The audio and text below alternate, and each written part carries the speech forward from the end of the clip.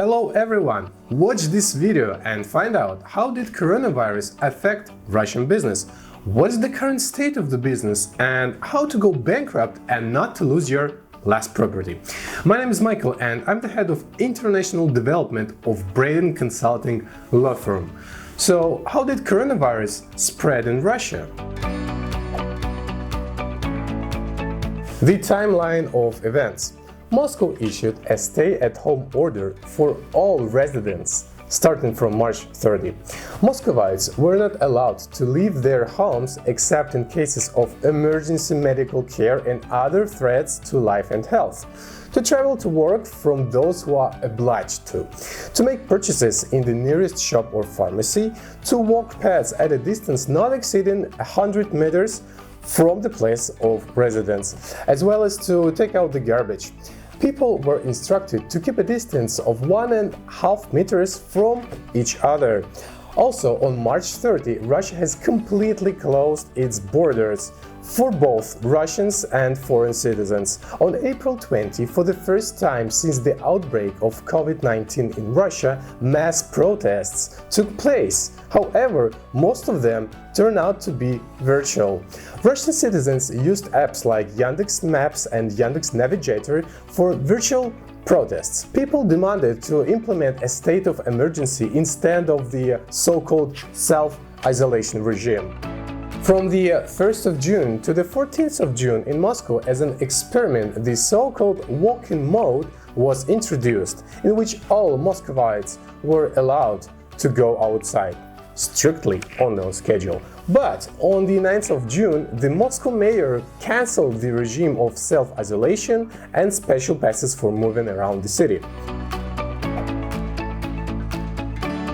Now, let's consider the state of the business during the self-isolation time. Of course, it is too early to speak about the final figures. The National Rating Agency estimates the loss because of self-isolation regime to 19.3% of GDP or 17.9 trillion rubles in annual terms. Up to 15.5 million people may lose their jobs. Well, let's take a look at small and medium-sized businesses in Russia.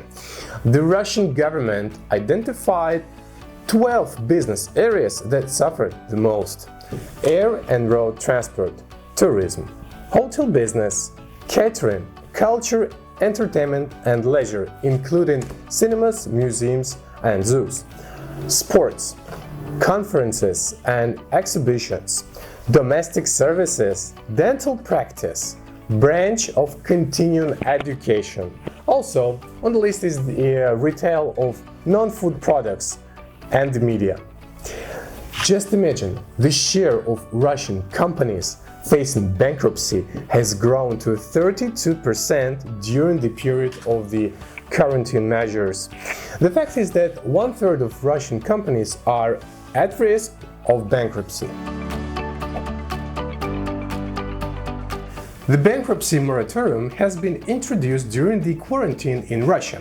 The moratorium includes suspension of accepting bankruptcy claims by creditors, court suspend proceedings on accepted cases in which bankruptcy proceedings haven't yet begun. The debtor is no longer required to go to court if there are signs of bankruptcy. So, who can use the moratorium? Well, first of all, organizations and individual entrepreneurs included in the list of the most affected sectors of the economy.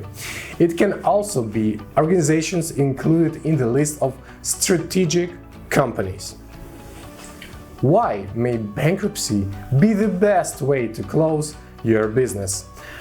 If the debtor had a delay in payments, then he will not be charged with a penalty and sanctions. If the debtor hasn't been recovering property, then enforcement proceedings will be suspended.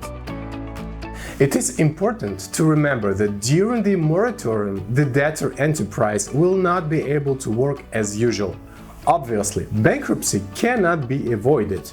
Contact professionals to close the company and preserve existing property. Also, subscribe to our channel so you wouldn't miss useful videos about business in Russia. Thank you so much for watching. Braiden Consulting is always with you.